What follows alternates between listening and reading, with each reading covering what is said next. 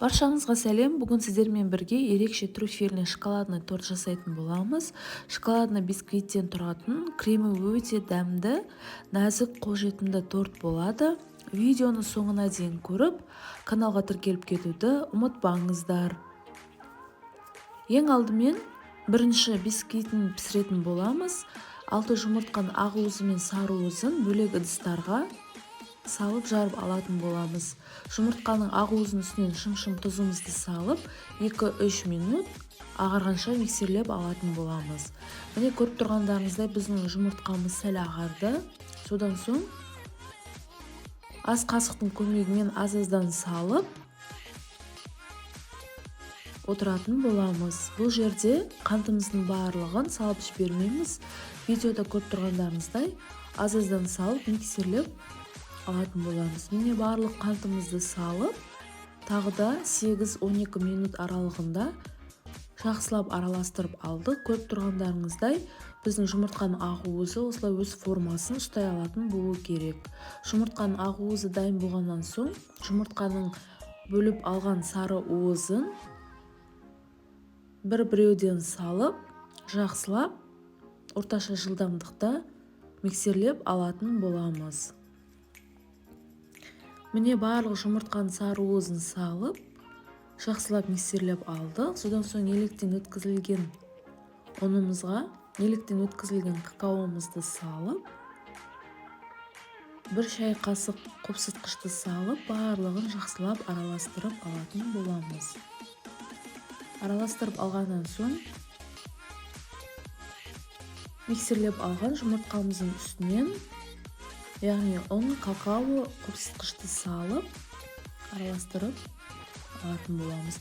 Бұл жерде барлығын сразу салып жібермейміз. 3 бөлікке бөліп, аз-аздан салып, лопатканың көмегімен, видеода көріп тұрғандарыңыздай жоғары төменге қарай жақсылап араластырып аламыз. Біздің массамыз дайын, формамызды дайындап алып,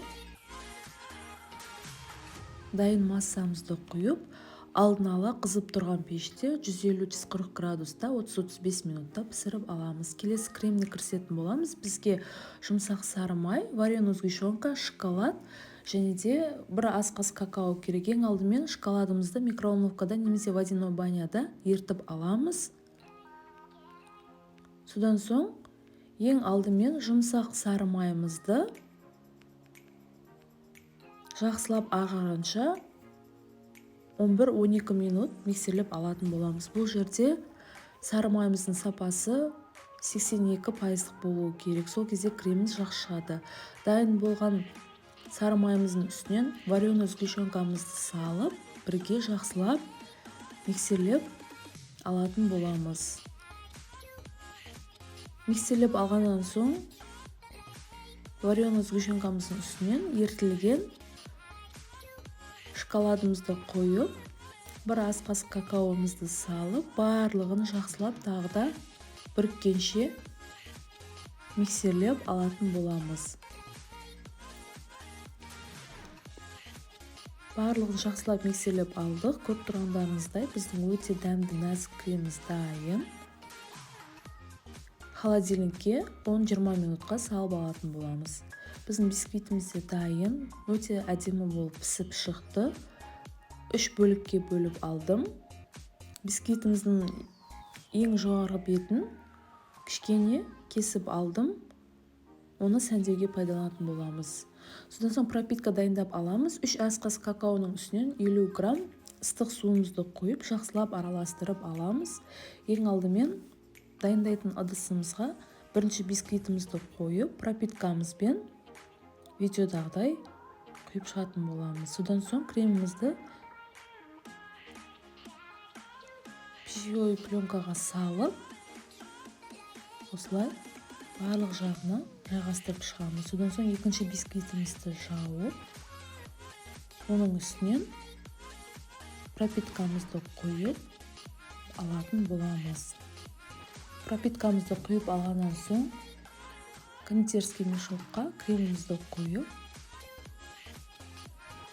орналастырып алатын боламыз. Кремімізді жақып болғаннан соң 3-ші кожамызды қойып, сәл басыңқырап аламыз. Содан соң кольцевой